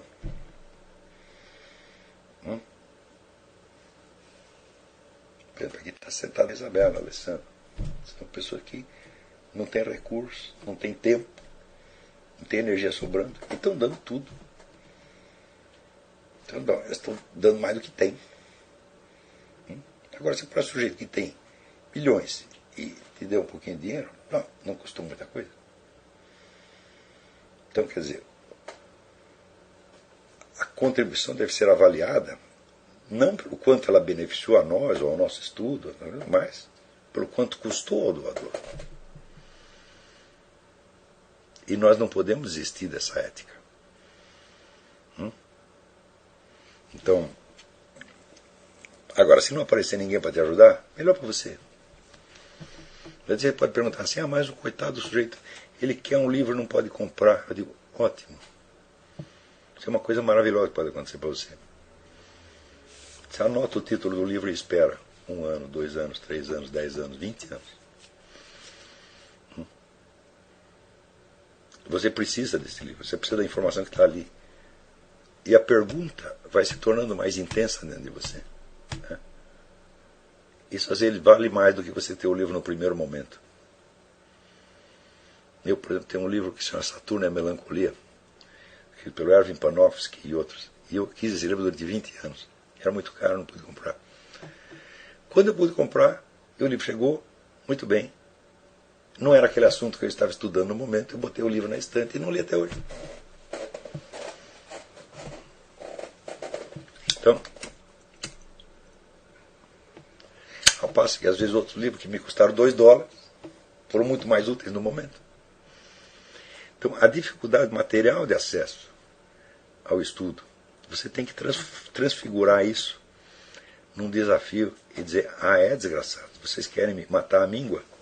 Vocês vão ver, eu vou durar, vocês vão morrer antes de mim, e eu vou fazer o que eu tenho que fazer, ainda que leve 30 ou 40 anos. Vocês ponham isso nas suas cabeças, vocês vão ver como isso vai fortalecer. Não vai transformar vocês em outras pessoas, vai transformar você mesmo, mas muito mais forte e muito melhor. Tá certo? Então, quando você tem o senso de qual é o seu dever a cumprir, você, em primeiro lugar, você tem um critério para você julgar as suas ações. E é o único critério que vale. Porque, meu filho, até os 10 mandamentos serão interpretados em função disto. Se você pegar os 10 mandamentos de maneira chapada, igual para todos, eles não fazem o menor sentido. Por quê? Porque eles são regras universais que se aplicam a todos em todas as circunstâncias. Só tem um jeito de aplicá-los. Você não vai aplicá-los a um a um ser humano genérico que está em todas as circunstâncias. Mas vai aplicá-lo a um que está numa circunstância específica que é você mesmo. Então, como é que você aplica? Então você precisa conhecer a situação concreta e você fazer a mediação. É um negócio que eu disse, até num artigo recentemente. Santo Tomás de Aquino dizia, o problema não é você conhecer a regra geral. É você saber como é que ela se traduz na situação específica. Então, não adianta nada você ter decorado os 10 mandamentos. Não é isso? Para usá-los, vamos dizer, como critério da sua conduta, você precisa fazer a tradução deles para uma situação particular, e essa tradução não se faz dedutivamente. Isso é muito importante. Não se trata de você pegar uma regra geral e ir baixando, especificando, até uma situação concreta. Não, existe sempre um hiato entre uma coisa e outra. Entre o universal e o individual sempre tem um hiato, que só pode ser preenchido por uma função intuitiva. Se fosse uma questão de dedução, meu filho, então o ente mais moral que existe seria um computador.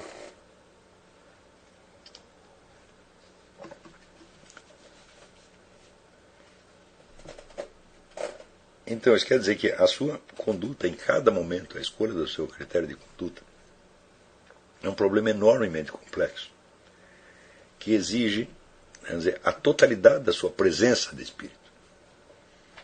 Você tem que estar realmente alerta à situação, você tem que estar aberto ao conhecimento da realidade, né? Para você conseguir aquele nível de sinceridade consigo mesmo que lhe permite você se abrir diante de Deus. Porque se você vou confessar, então faça a listinha dos pecados e digo lá para o padre, digo, meu filho, isso aí só vale quando essa listinha é a condensação de uma confissão muito maior e mais complexa que você já fez por dentro e que não daria tempo de fazer para o padre. Quer dizer, quando é todo o seu autoconhecimento que está sendo colocado lá, e você não podendo explicar toda a sua miséria interior para o padre, você a condensa simbolicamente, por assim dizer, em 2 ou 3 tipos de pecados seletivos. Está entendendo? Agora, se você foi ali com o espírito administrativo, né, olha, eu cometi essa infração, mais essa. Então isso aí não vale absolutamente nada, isso é ridículo. Então, sobretudo, o padre não sabe os seus pecados, mas Deus sabe. Né? Então você sabe, você tem que saber que aquilo que você está revelando, você não está revelando, você não está contando novidade nenhuma. Né? Nesse sentido, vamos dizer, a sua confissão é sempre mentirosa. Você nunca está dizendo uma coisa inteira. Então, não importa o que você diz, importa aquilo que você sabe que Deus está sabendo. Está entendendo? Então, quando você tem o senso de uma missão a cumprir, você tem um princípio de seleção hierárquica para o julgamento que você vai fazer de cada ato, de cada pensamento, de cada sentimento, de cada intenção. E você tem que estruturar toda a sua vida em função disso. Então, isto é o que os escolares chamavam o dever de Estado. Quer dizer, existe um dever religioso geral, que é igual para todos. Mas, por ser geral, ele só existe de maneira genérica. Na prática, você ocupa um lugar determinado na sociedade. E as suas obrigações, perante Deus e perante os seres humanos, estão condicionadas por esse lugar. Não é isso?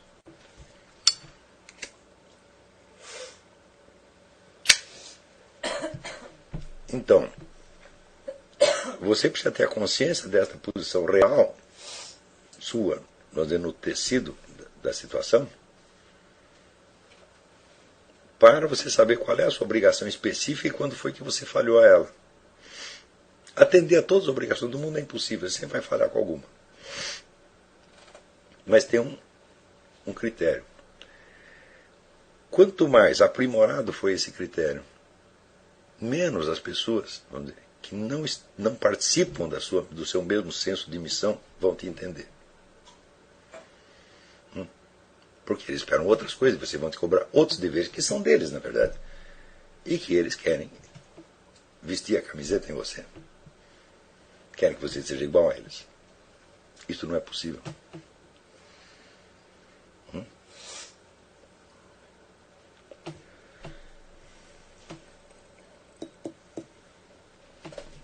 Então,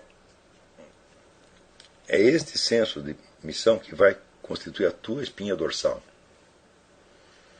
E se você não tiver isso, você vai ser uma pessoa plástica, que vai ceder facilmente à exigência dos outros, vai ser facilmente chantageável. E, enfim, vai ser um fraco e vai acabar sendo esmagado. Eu não quero que isso aconteça para vocês. O Brasil não precisa de mais pessoas fracas. Né? Ele precisa de várias dezenas de pessoas fortes, que não se deixam corromper. Pessoa capaz de seguir o exemplo de um Bukowski, né? De um Winston Churchill. Esse exemplo que o Steinhardt deu aí. Pessoas que não vão ceder à sedução do meio. Não precisa viver em conflito, porque você viver em conflito seria também uma forma de você se deixar corromper. E tem outra coisa.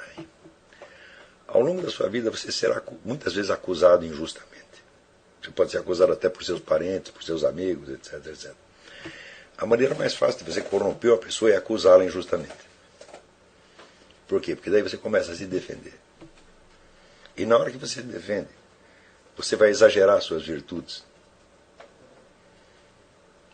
No impulso de você dizer que você não é tão mal assim, você vai acabar tentando demonstrar que você é muito bom. Então, daí outro conselho. Nunca se defenda. Se alguém te atacar, ataque de volta. Nunca se explique. Nunca dê satisfações ao acusador. Jamais na sua vida. Então, quando diz que a melhor defesa é o ataque. Não é isso? Se você começa a se explicar, você está advogando em causa própria. E isto é o avesso da confissão. Às vezes o sujeito está te acusando de alguma coisa que até você fez pior. Mas ele não sabe. O que você tem que fazer? Vai se explicar? Por exemplo, o sujeito chega e fala, você comeu a mulher do fulaninho. O que você vai dizer? Pior, comi a sua mulher. Hã? Então, eu não comia dele, mas comia a sua. Quer dizer que você defender-se coloca você na posição falsa de exaltar as suas virtudes. Está compreendendo? Isso não é bom. Por quê? As suas virtudes, se você as tem, devem transparecer nas suas obras, naquilo que você fez. Não no seu discurso de autoexaltação. Ao contrário. Nós devemos ter um discurso de autoacusação para a gente apresentar diante de Deus. Deus, eu fiz isso, mas aquilo, eu sou muito pior do que eu mesmo imaginava. Eu sou uma decepção, eu sou uma fraude, eu sou vigarista, eu sou um nada. Certo? E você deve dizer isso não como exagero retórico, você deve dizer isso com consciência de que isso é verdade. Sobretudo, ter consciência de que não existe nenhum motivo para você existir. Você tem que comparecer diante de Deus seguro de que Deus te criou por um ato de vontade dele. De por nenhum outro motivo. Ele não era obrigado a criar você. Não há razões para você existir. Você é um bicho insustentável, está entendendo? Então você está lá conversando, vamos dizer, com a fonte e origem da sua existência. Perante a qual você só pode ter gratidão, porque fala, é um absurdo, o que você fez por mim é um absurdo. É tão bom, tão bom, tão bom, tão bom, que é absurdo. E pior, não só me fez, como agora você vai me refazer. Porque perdoar é refazer. Né? Eu estraguei tudo e você vai me refazer espiritualmente. Né? Então, é importante você ter essa consciência. E para isso é importante que você não se defenda, tá certo? Dos atacantes. Não viva num permanente ato de autojustificação. Então o que é que você faz perante os ataques? Ataca mais. O sujeito logo muda de assunto. Entendeu? Às vezes as pessoas estranham por que eu faço isso. Falam, mas eu faço por esse motivo, isso é uma técnica. Pô. Quer dizer, por que eu vou dar satisfação ao vagabundo, mentiroso e intrigante? Eu dou satisfações a Deus. Eu não posso tratar o sujeito como se fosse Deus. Seria uma blasfêmia tremenda. Então, por outro lado, você veja que as pessoas que têm alguma condição financeira, social melhor,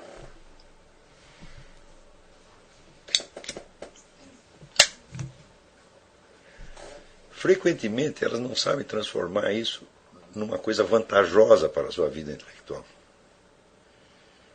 Por quê? Porque elas acreditam que têm deveres nessa esfera. Por exemplo, você herdou um dinheiro do seu pai. E agora você tem que provar que você é, sei lá, um empresário tão bom quanto ele. Assim, você não tem obrigação nenhuma disso. Se você quiser gastar até o último tostão do seu dinheiro para você estudar, você está fazendo a coisa certa. Você vê aqui, desde pequeno eu observei uma coisa que só acontecia nas famílias judaicas que eu conhecia. No Brasil, aqui acontece em outras famílias, mas no Brasil parece que só judeu sabia disso. Se o pai tinha feito fortuna, digamos, sei lá, vendendo sutiã, ele botava um filho para tocar violino, outro filho para estudar física. Ele disse, o dinheiro eu já fiz. Agora vocês dê uma subida. Claro, se tiver vocação para vender sutiã, vem vender sutiã comigo. Né? Mas as outras famílias não. Se o sujeito vendia sutiã, ele quer que todo mundo fique vendendo sutiã eternamente. E o sujeito que não quer fazer isso, ele se sente culpado. Entendeu? E às vezes ele odeia aquela imposição paterna, mas ao mesmo tempo ele fica querendo mostrar para ele mesmo, ou para o pai, que ele é capaz de fazer aquilo. Para quê? Por que você vai aceitar um desafio que não é seu? Tem uma pergunta aqui.